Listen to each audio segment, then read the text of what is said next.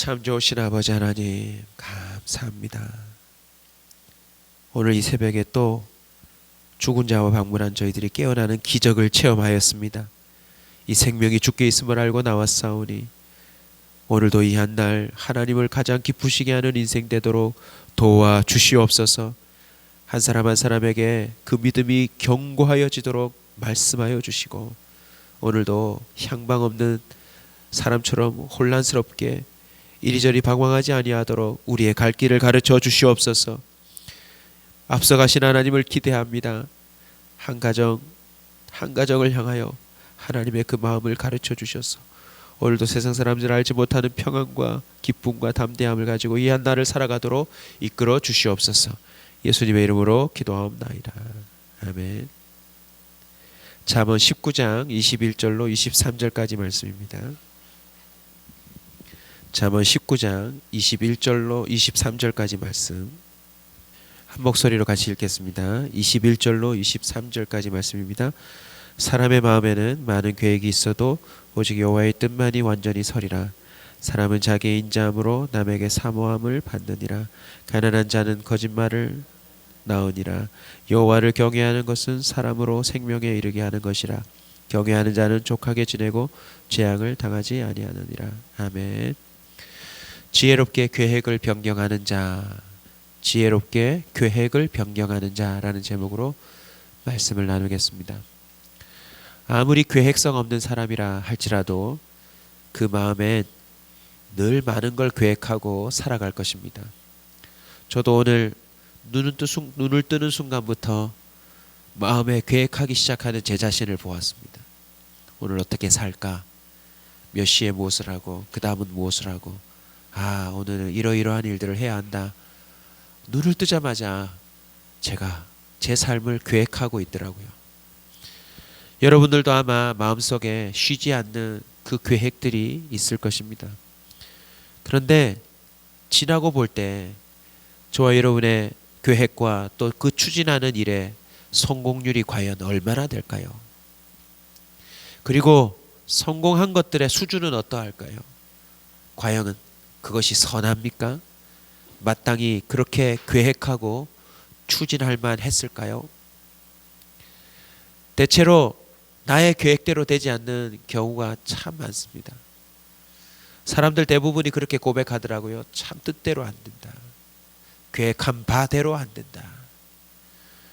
그러면 이상한 게 있어요. 그럼 도대체 누구의 계획이 이루어지는 것인가? 대부분의 사람들이 자신의 계획이 이루어지지 않는다고 하면 도대체 누구의 계획이 이루어지는 걸까요? 오늘 절대 권력을 가졌다고 할 만한 솔로몬 왕이 그 답을 우리에게 해주고 있습니다. 오직 여호와의 뜻만이 완전히 서리라. 사람이 마음에 많은 계획이 있어도 오직 여호와의 뜻만이 완전히 서리라. 이건 단순히 자신의 계획이 실패로 돌아가서 내뱉는 푸념이 아닐 것입니다. 솔로몬은 그 모든 주변의 나라들이 부러워하는 지혜와 그 통치 생활 가운데 자신이 직접 발견한 진리일 것입니다. 오직 여호와의 뜻만이 완전히 서리라. 오늘도 마찬가지입니다. 저와 여러분이 여러 가지 계획이 있지만 오직 여호와의 뜻이 완전히 서게 될 줄로 믿습니다. 그러면 저와 여러분은 어떻게 해야 될까요? 마음에 있는 많은 계획들을 지혜롭게 변경할 필요가 있습니다.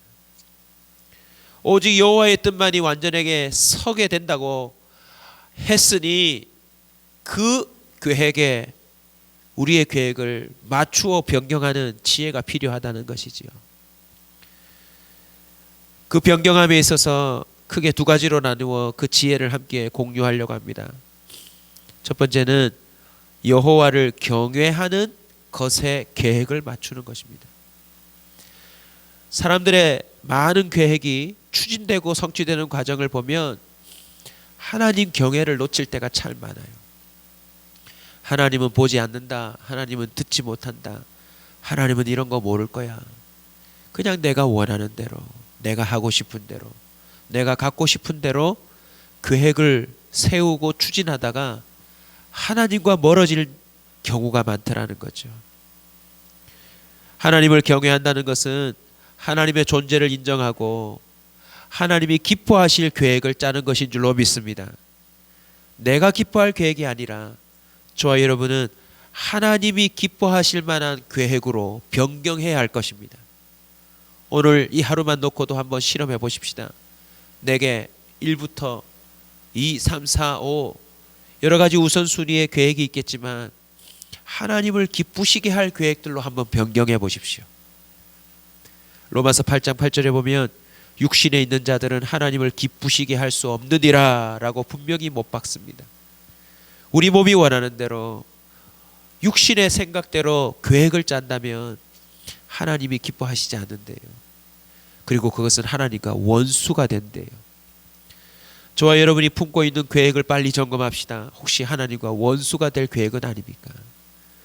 도저히 하나님이 못 봐줄 계획은 혹시 아닙니까? 오히려 하나님이 그 계획을 분해하시며 오히려 그것을 향하여 진노하실 계획은 아닌지 빨리 점검해야 할 것입니다. 그럼 하나님이 기뻐하실 계획은 도대체 왜 어떤 것일까요? 그 사례들이 성경에 잘 나와 있습니다. 성경 말씀의 원리와 풍성한 사례에 맞게 계획하는 것이 지혜인 것입니다. 예를 들면 데살로니가전서 2장 4절입니다. 오직 하나님께 옳게 여기심을 입어 복음을 위탁받았으니 우리가 이와 같이 말함은 사람을 기쁘게 하려 함이 아니요 오직 우리 마음을 감찰하시는 하나님을 기쁘시게 하려 함이라. 사람이 아니라 하나님의 기뻐하시는 것을 목표로 두고 계획을 세워 사는 사람들이 성경에 넘쳐납니다. 당장 선택만 해도 돈이 되고 또 자신에게 업적이 되고 많은 유익을 줄 것 같음에도 불구하고 하나님의 기쁨을 위하여 정말 그 순간 포기하고 자신의 모든 계획을 내려놓고 그 걸음을 쫓아 살아가는 삶들이 성경에 잘 나와 있습니다. 아브라함이 대표적으로 보여주듯 75년을 우리 계획대로 살았다 할지라도 말씀을 따라가면 그 순간부터 복이 되는 계획에 동참하는 것인 줄 믿으시기 바랍니다. 먹든지 마시든지 무엇을 하든지 하나님의 영광을 위하여 하라라고 했던 것처럼 오늘 저와 여러분 한 달을 한번 실험해 보십시다. 한 달을 아침, 점심, 저녁 밥 먹는 것마저도 하나님이 기뻐하실 계획으로 한번 짜보십시오.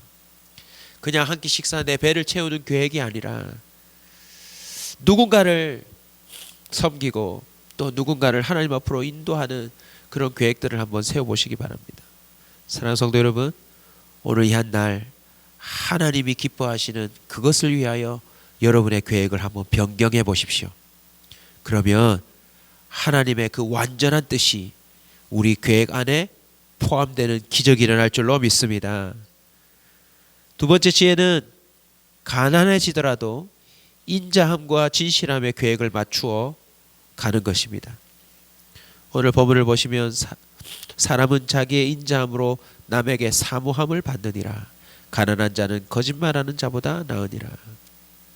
대부분 사람들은 어떤 계획을 짭니까? 부자가 되는 계획을 짜더라고요. 자신이 높아지는 것에 초점을 맞추어 계획을 짜더라고요. 그리고 그것을 이루기 위해 안타깝게도 소중한 사람을 많이 잃어버립니다. 그리고 거짓말을 서슴없이 사람들에게 행하더라는 것입니다. 그러나 완전한 뜻을 가지고 완전히 이루시는 하나님의 원리를 한번 볼까요? 마태복음 23장 12절을 보면 누구든지 자기를 높이는 자는 낮아지고 누구든지 자기를 낮추는 자는 높아지리라. 할렐루야. 여러분 혹 가난해지더라 할지라도 저와 여러분은 사람들을 대하여 인자함과 진실한 것에 계획을 맞춰야 될 줄로 믿습니다. 도리어 낮아지는 계획을 세워보십시오. 도리어 가난해지더라도 다른 사람을 부유하게 하는 계획을 한번 세워보십시오. 하나님이 얼마나 기뻐하시는지 모릅니다. 마태복음 19장 24절은 분명히 우리에게 말해 주었습니다. 이 본문에도 이렇게 표현합니다. 다시 너희에게 말하노니. 한 번 말했던 것을 반복하고 있습니다. 낙타가 바늘기로 들어가는 것이 부자가 하나님 나라에 들어가는 것보다 쉬우니라. 저와 여러분이 만약 부자가 되는 것에, 높아지는 것에, 우리가 보다 형편이 나아지는 것에 자꾸 초점을 맞추면요, 생각지 않은 일들이 벌어질 거래요. 하나님의 원리를 알고 우리는 혹 내가 낮아지고 혹 내가 가난해진다 할지라도 인자함과 진실함에 맞추어 계획을 변경할 필요가 있습니다. 하나님을 경외하며 주변 사람들에 대하여 인자하는 것입니다. 인자가 무엇입니까? 예수 그리스도의 사랑을 말합니다. 그 영혼의 구원을 위하여 할 수 있는 모든 것을 행하는 것, 그것이 인자입니다. 사람들은 자신의 계획을 성취하기 위하여 거짓을 서슴없이 동원합니다. 그 고비를 넘기고 자신의 뜻을 한 단계 한 단계 이루려고 서슴없이 그 진실하지 못한 방법과 또 말들과 수단들을 동원하더라는 것입니다. 그러나 그것은 결국 진짜를 잃어버리는 것입니다. 에스겔서 34장 16절입니다. 그 잃어버린 자를 내가 찾으며 쫓기는 자를 내가 돌아오게 하며 상한 자를 내가 싸매주며 병든 자를 내가 강하게 하려니와 살찐 자와 강한 자는 내가 없애고 정의대로 그것을 먹이리라. 하나님의 완전한 계획의 큰 흐름을 우리는 방금 발견하는 구절을 들었습니다. 무엇입니까? 사람을 얻는 겁니다. 사람을 얻는 것. 사람의 마음에는 많은 계획이 있어도 오직 여호와의 뜻만이 완전히 서는데 사람은 자기의 인자함으로 남에게 사모함을 받느니라. 결국 인자한 사람 주변에 사람들이 모인다는 거죠. 왜 모일까요? 그 사람한테 가면 내가 수용이 되고 내가 구원에 이를 수 있는 그 좋은 것들이 그 사람으로부터 흘러나오기 때문에 그렇습니다. 악착같이 자신의 계획을 이루려고 하는 자기중심적인 사람의 주변에 가보면요, 나는 그 사람의 도구에 불과해요. 마치 저 사람이 나를 이용하고 있는 것처럼 보여요. 그러다가 계획이 성취되고 나면 나는 아무것도 아닌 것 같은 그런 느낌이 들지요. 그런데 오늘 본문을 보시면 사모한대요. 사모. 저는 갈망합니다. 저와 여러분이 하나님의 계획을 따라 살아감으로 말미암아 많은 사람들에게 사모함의 대상이 되었으면 좋겠습니다. 저 사람하고 같이 일하고 싶다. 저 사람의 계획에 나도 내 인생을 걸고 동참하고 싶다라고 하는 그런 멋진 계획을 가지고 살아가는 사람이 되시길 축원합니다. 누가복음 19장 10절입니다. 인자가 온 것은 잃어버린 자를 찾아 구원하려 함이니라. 알고 봤더니 우리 하나님은요, 결국 잃어버린 죄인들을 찾는데 모든 계획을 초점 맞추신 거 있죠. 저와 여러분이 오늘 짧은 순간이지만 이 새벽에 앞으로 우리가 세워야 될 계획의 방향을 우리는 오늘 발견했습니다. 잃어버린 영혼을 찾는 것, 그걸 위하여 직장을 가고, 그걸 위하여 사업을 하고, 그걸 위하여 뭔가를 배우고, 그걸 위하여 발품을 팔고, 그걸 위하여 물건을 구입하고, 그걸 위하여 내 몸을 관리하고, 하여튼 하나님의 그 마음을 쫓아 우리가 계획을 세우면 여러분 그건 완전히 서게 될 줄로 믿습니다. 지혜롭게 계획을 변경하는 자, 여호와를 경외하는 것과 혹 가난해지더라도 낮아지더라도 인자함과 진실함에 따라 사람을 얻는 것에 계획을 맞추시면 23절 결과가 무엇입니까? 생명에 이르게 된답니다. 그리고 족하게 지내고 재앙을 당하지 아니한대요. 이 얼마나 흥분되는 이야기입니까? 저와 여러분의 계획이 생명으로 이끄는 계획이 되시길 축원합니다. 저와 여러분의 계획이 성취되면 성취될수록 만족감이 커지는 은혜가 있기를 축원합니다. 재앙이 아니라 평안이요 복이요 참 행복임을 누리시길 주 여러분을 축원합니다. 아무리 자신의 계획이 성사된다고 해도요, 만족하지 못하면 허사입니다. 참 많은 사람들이 이미 고백했습니다. 그걸 이루려고 그렇게 노력했는데 막상 그 계획이 다 이루어지고 나니 만족감이 없더래요. 그리고 도리어 그것이 자신에게 재앙이 되었다는 사실을 발견하는 사람들이 많습니다. 저와 여러분은 이미 우리 주변에서 자신이 세우고 추진하고 이룬 계획에 대해 몹시 후회하는 자들이 꽤 많다는 사실을 우리는 알고 있습니다. 괜히 그렇게 했구나. 그러지 말걸. 내가 뭐 하려고 그렇게 했던가. 사랑하는 성도 여러분, 저와 여러분은 오직 예수 그리스도의 섬김을 삶의 모델로 삼아 계획을 짜야 될 줄로 믿습니다. 창조와 타락과 구속이라고 하는 이 세계의 흐름 속에서 반드시 완전히 이루시는 여호와의 뜻은 무엇입니까? 바로 잃어버린 백성들을 다시 구원하는 일인 줄로 믿습니다. 로마서 14장 18절을 마지막으로 선포합니다. 이로써 그리스도를 섬기는 자는 하나님을 기쁘시게 하며 사람에게도 칭찬을 받느니라.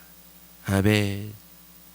아무쪼록 저와 여러분이 모든 계획 가운데 하나님의 완전한 뜻이 덩달아 서는 헛되지 않은 삶을 사는 자가 되시길 주의 이름으로 축복합니다. 우리 말씀 붙들고 기도할 때 기도 중에 우리의 계획이 변경되기를 원합니다. 보다 더 지혜로운 계획이 생겨나기를 소원합니다. 그리고 그 계획이 이루어지는 걸 또 두 눈으로 목격하는 한 날 되기를 소원합니다.